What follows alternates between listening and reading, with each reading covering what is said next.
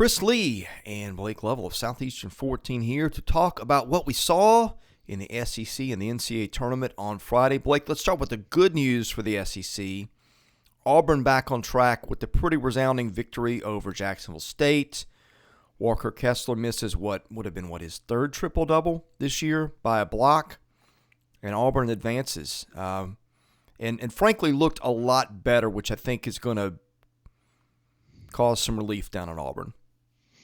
Yeah, I mean, I said I thought the whole thing was a little overblown overall, but like we mentioned, the guard play was going to be important, and for anybody who thought Katie Johnson was going to go 0-14 again, it just wasn't going to happen. So yeah, I thought he played really well. I know all the attention is going to be on the other guys, and of course Jabari Smith hit a lot of big shots, posterized the guy there at the end.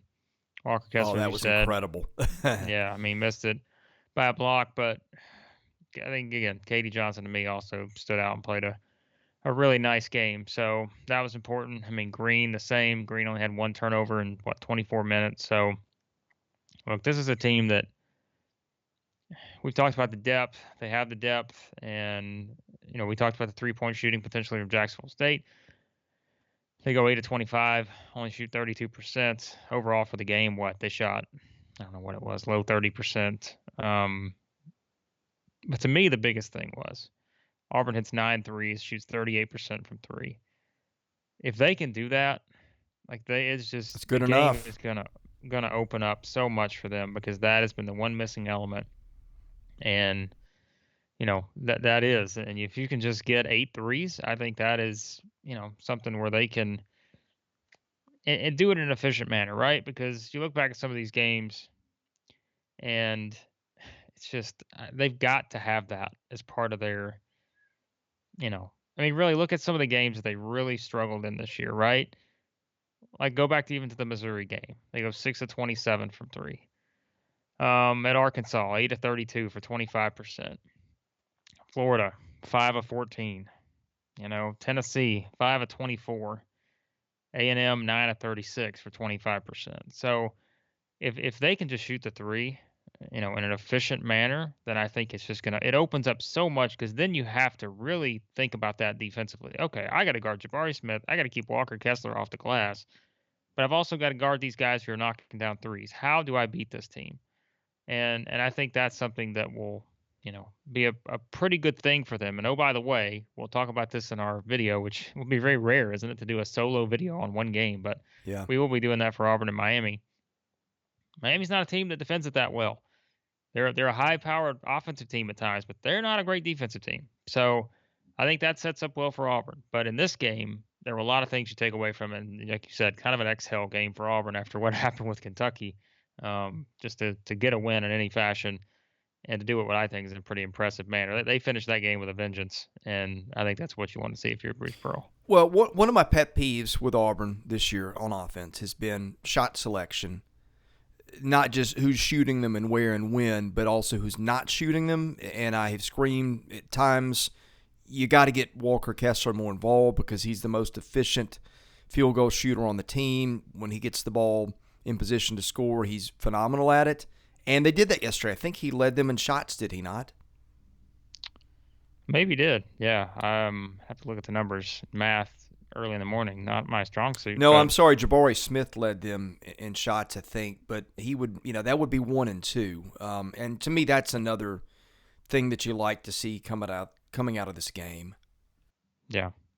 No, I think so. And like you mentioned, he's got to be involved. There's no doubt. So I just, I look at this team, and again, I get it. I realize there were a lot of frustration down the stretch, but, I just think it's still one of those situations where, they're 28-5 now for a reason. I keep saying that, and people probably get tired of hearing it, but, they've won 28 of their 33 games. And now it's just a matter of, look, the path is open. We said it. Path is wide open for Auburn to get to the Final Four, realistically, to get to that Elite Eight matchup with Kansas. So I think it sets up nicely, and we'll talk more about the Miami game in another video. As for the rest of the league, oh boy. Alabama was worst case Alabama yesterday. We knew it could show up. It did, and add to that the Quinterly injury, and oh boy, bad day in Tuscaloosa yesterday across the board. I mean, once again, I hate to repeat myself, but I did see a thought that Alabama was just all of a sudden going to be able to flip in the NCAA tournament and just be something completely different. I have no idea why that was the expectation from some people because it was just not going to happen. This was you have 32 game sample size heading into yesterday's game.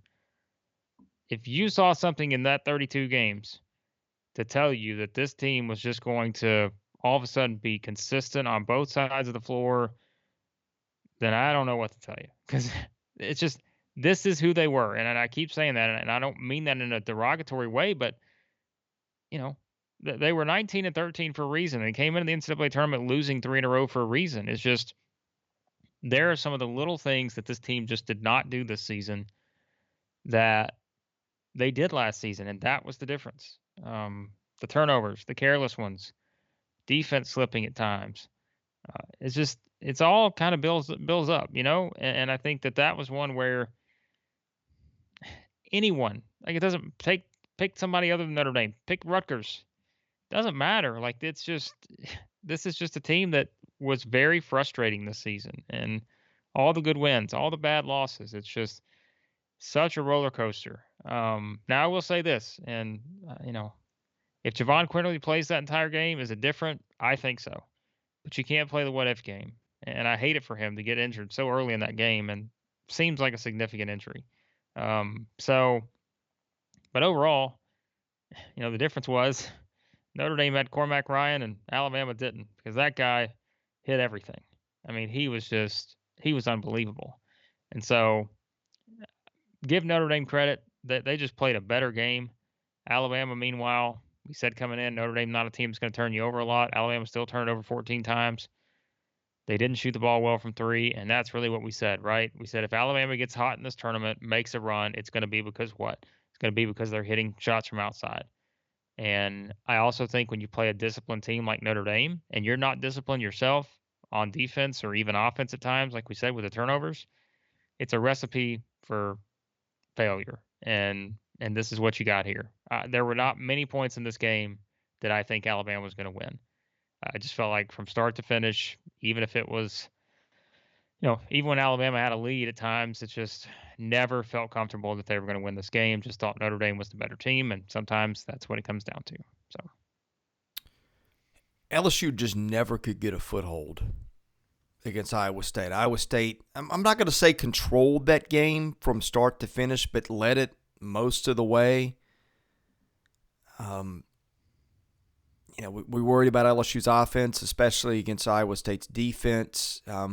It was strength against strength here. We thought LSU had a little bit more firepower, but it just didn't look right. He had the technical foul for 6 guys on the floor at one point, and the interim coach, and we just didn't know how this was going to play out because of LSU's situation, and against an Iowa State team that the computers didn't really love, but somebody had to win, and it was not LSU. This game played out exactly as you would have expected, minus the winner for me, probably. But I mean, too, like I said, I did pick LSU to go to the Sweet 16. I said I thought that was a decent enough path, but of course I said that was sort of a factor of who else was in that little quadrant of the bracket as much as anything. And it was also factoring in if LSU plays the way it's played this entire season. But that's right, like their head coach isn't there anymore, and so that was a big assumption on my part, I think, to kind of do it that way. Look, I said first to 60 was going to win this game. Well, it was first to 59. And this game was exactly what you expected. Like, it was not pretty offensively. It was a lot of defensive, fueled game. But what have we said about LSU all year? The offense has just left a lot to be desired. And they turned it over. They just had a lot of turnovers. But both these two teams, they turned teams over. LSU could not force enough of them. Iowa State could. And that was the difference. And I mean, give Iowa State credit. They hit some big shots. Hunter hit some big shots. And LSU just could not hit enough shots. And you're not gonna win an NCAA tournament game with arguably your best player only playing a half. So just not gonna happen. And that's what happened with Tari Eason. He played 19 minutes. He scored 18 points in 19 minutes, by the way. What if he's out there 30 minutes in this game? I think LSU wins the game. So I get it, and I understand the people pointed out all year, well, not for the foul trouble this. Yeah, well, unfortunately, this was a time they could not afford him to get in foul trouble, and he did, and they just did not have enough. I mean, Xavier Pinson did not play his best game offensively. I thought that was another big part of it, and just a little bit, things go a little bit differently. It's just I think LSU can probably find a way to win this game because Iowa State was just not an overwhelming offensive team, as we've said, but just didn't work out for LSU. So, how's your bracket looking? I'll be honest with you, I haven't even checked my bracket since the first day, so my guess is not well. Because again, I had LSU in the Sweet 16, I think. I had Alabama losing to Texas Tech, so that's not. I feel a little bit better about Texas Tech making a run to the Final Four after what they did, but oh yeah, that was dominating. They look good. Yeah, everything else. I mean, was there any other upsets? Was there any big ones? I can't even. These last 2 weeks. Thursday was more the day of upsets. Yesterday was more the day of favorites. Colgate had a shot. Davidson had a shot, but they both couldn't pull it out. Virginia Tech was a team a lot of people had pulling an upset. That didn't happen. I did too. Miami was a mild upset, I guess, but that didn't surprise me. I think that's it. Would you like to know about my bracket? Well, I know yours isn't good. We all saw that yesterday. I'm going to tell you about it. There's a little backstory here. But first, the madness has officially begun. It's time for you to shoot your shot and score big on the nonstop action with my bookie.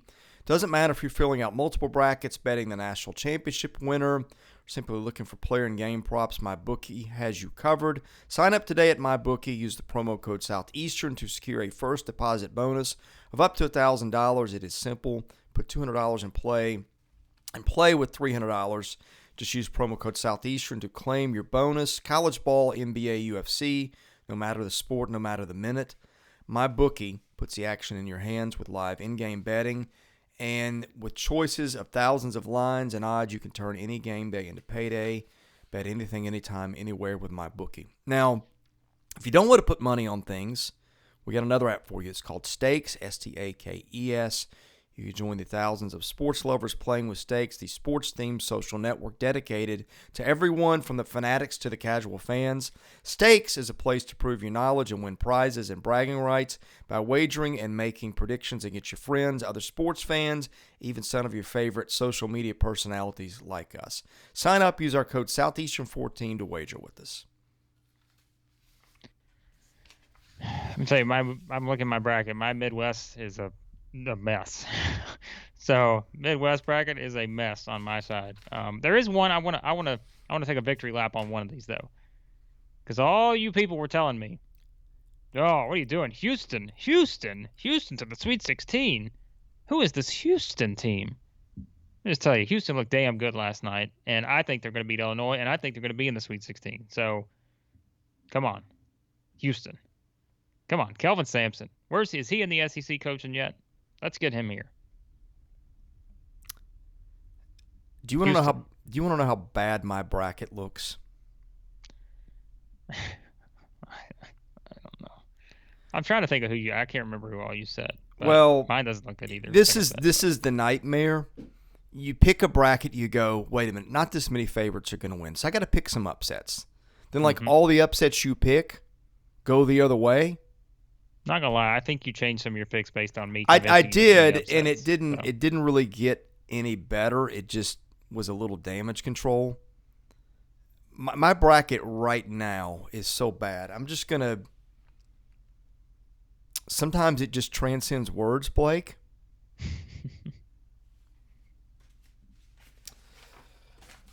Oh, not again! My goodness, this is becoming way too.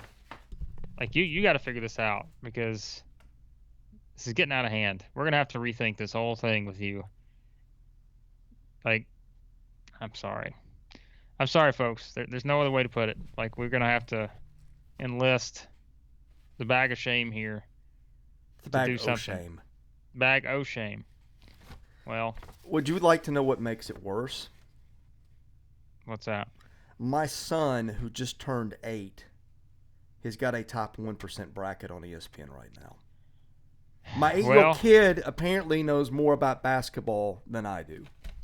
You mean to tell you there's someone in my bracket challenge right now who decided to pick the teams based on picking the northern team versus the southern team? Or I don't know, it was vice versa. I don't remember exactly how it went. Yeah, they're currently ranked 3rd in my bracket challenge of about, 50 people. So there you go. There's no sense in taking brackets too seriously here. So my son, I'm trying to think, and here's the thing is like I don't think he's lost a Sweet 16 team yet. I don't know if yeah, that's interesting. So no, he's lost Kentucky. And I think that's it. Well, there you go. Bag o' shame. Bag o' shame. Bag o' shame has been making too many appearances lately. Well, maybe back if some SEC teams lose. So Yep. You are the guy who said that 15s and 16s couldn't win, Chris. So all right, I'm gonna take off the bag of shame for a minute. Let's clear something up. Oh boy. Let's clear something up. Have a neighbor, and 2 years ago, if you woke up and said, "Are you gonna wake up and have the front part of your house smashed in?" Chances are, you would say, pretty good chance my house is gonna stay intact today. Well, lo and behold, they live downhill from a cul-de-sac where a landscaper was doing some work. Oh boy. The trailer pops loose. They hear this loud bang, and they come in, and they've got a landscaping trailer poking through part of their house. Broke through the bricks and or the stone and everything. I said that when I'm doing brackets, you only got so much time. You got 32 games to break down in the first 2 days of the tournament alone. That's not even including the first 4 games. Okay? When you got that much to look at and you spend your time watching the SEC and not so much the other teams, which is how I roll. Now, you watch a little more basketball than I do, but I'm watching baseball and some other stuff too. So that's how we roll. You know, every now and then the trailer catches loose and Virginia's house gets knocked down. Every now and then a 2 will beat a 15. My point is, I don't spend a lot of time on things that the math tells you are probably not going to happen.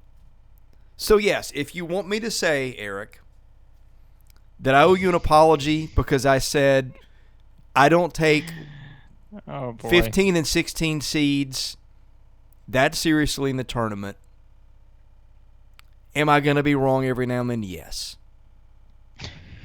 Should have left the bag on for this one. No, I don't need the bag of shame for this. This is a totally reasonable explanation. Oh boy. Yeah, well, having good fun. I mean, again, our commenters they like to have fun with us sometimes, but we appreciate everyone. Do I need to end with the bag of shame? We appreciate everyone. Yeah, I mean, just because. Well, we got more videos to do. We got more. I got another coaching video to do, and if you want to talk about a rant, you're about to get one when we do a coaching video. So, hey, let me tell you, if you like the bag of shame, there's a really good chance I will say something where we have to invoke the bag of shame again. I mean, I probably will not disappoint if that's what you're here for. Yeah, well, probably not. Just saying. What if my 8-year-old son wins the bracket challenge? Yeah, we'll see about that. If he's got Kentucky, I don't know about that. He's got, let's see. His Final Four is Duke, Baylor, Arizona, Auburn, and he's got Duke beating Auburn for the Natty. Okay. Well, there you go. He's lost Kentucky in the 16. Of course, it also appears he went 1, 2, 3, 4 in 3 of the 4 regionals, and then he's got Houston as a 5. So he went 1, 2, 3, 5 in that. Yeah. Well, Elite Eight, all 1s and 2s. He had Purdue beating Kentucky. Maybe he's got a shot. Maybe he's got a shot. An 8-year-old knows more than me. I don't know what else to tell you. There you go. All right, we're going to do coaching changes, aren't we? But not in this video? Not in this video. All right. Thanks for watching. Hit the subscribe button. We do appreciate you, most of you, and we'll see you soon.